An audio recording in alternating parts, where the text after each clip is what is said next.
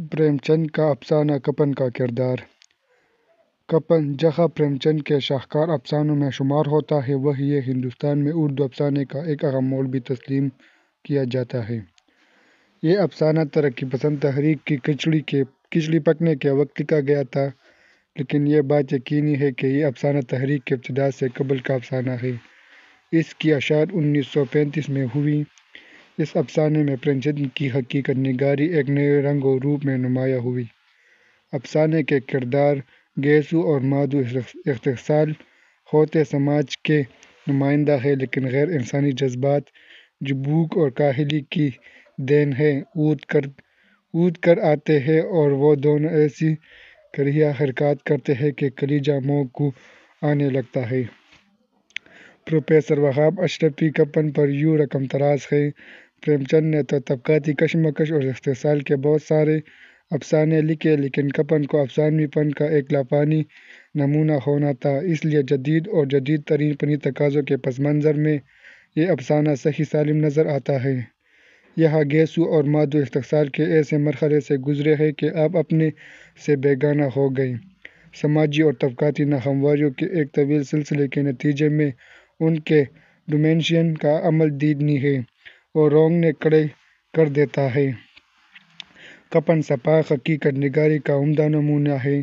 بظاہر یہ ایک کہانی ایک گانوں کے چمار برادری کے افراد گیسو، مادھو اور بدھیا کی کہانی ہے، لیکن پریم چند کے قلم نے فنی چابکدستی سے کہانی کو ہندوستانی سماج کی ایک تصویر بنا دیا ہے، جس سے زندگی کی حقیقی شکل واضح ہوتی ہے۔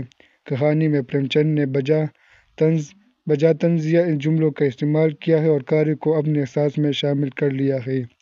باپ بیٹوں کے مکالمے کہانی کی جان ہیں اور کہانی انہی مکالموں کے دوش پر ماضی اور حال کے مختلف منظرنامے پیش کرتی ہے۔ ڈاکٹر شکیب ابراہیم کا خیال بہت حد تک درست ہے۔ کپن میں مرکزی کرداروں کے مکالمے، افسانہ نگار کے وضاحتی بیانات اور جا بجا بکھرے ہوئے سانحاتی نشیب و فراز افسانے کے لہجے کو طنز کا ایسا آہنگ دیتے ہیں کہ تمام تشکیلی عناصر اس میں ڈوب کر رہ جاتے ہیں اور افسانہ ایک مکمل طنز کا روپ اختیار کر لیتا ہے۔ ایک چھوٹے سے گاؤں کے الاوے کے گرد بیٹھے دو افراد کے مکالموں کے ذریعے شروع ہونے والی کہانی جیسے آگے بڑھتی ہے سیاسی اور سماجی حالات کا احاطہ کرتی جاتی ہے۔ باپ بیٹے اور بہو کے مابین پھیلنے والی کہانی کا کنوز بڑھتے بڑھتے قومی اور پھر آفاقی حیثیت اختیار کر لیتا ہے۔ سماجی ظلم و ستم کو بالکل منفرد انداز میں پیش کرنے والی کہانی کے پس منظر میں متوازی بھی ایک کہانی برابر چلتی رہتی ہے، جو ظاہری سطح پر پیش آنے والے واقعات کی شبیہ کی صورت میں قاری کے ذہن میں واضح ہوتی چلی جاتی ہے۔ فکشن کے فن میں یہ بات خاصی اہم متصور کی جاتی ہے کہ الفاظ کی سطح پر بعض واقعات کا ذکر مصنف نہیں کرتا، لیکن اس کے باوجود پس منظر کے واقعات کہانی میں شدت کے ساتھ اپنا تاثر پیش کرتے ہیں اور قاری ان واقعات کی شدت و وحدت کو محسوس کرتا ہے۔ اس طرح کے افسانے منٹو کے یہاں کثرت سے پائے جاتے ہیں، لیکن اس کی شروعات پریم چند کے کپن سے ہوتی ہے۔ کپن میں پریم چند نے گیسو اور مادھو کے کردار کا خاکہ کچھ اس طرح پیش کیا ہے کہ پہلی قرۃ میں قاری ان دونوں باپ بیٹوں سے نفرت کا اظہار کرتا ہے، لیکن کہانی کی برابر قرۃ کے بعد عام قاری ان دونوں کے اس حد تک گرے ہوئے کردار کے اسباب تک رسائی حاصل کر لیتا ہے۔ دراصل کہانی کے بین السطور میں بھی بہت کچھ پوشیدہ ہے اور مادھو اور گیسو پر ہونے والے سماجی مظالم کی ایک ایسی داستان قاری کے ذہن پر کچوکے لگاتی ہے کہ قاری کی نفرت مادھو اور گیسو کے تئیں ہمدردی میں تبدیل ہو جاتی ہے۔ کپن فن اور موضوع دونوں اعتبار سے ایک اہم افسانہ ہے۔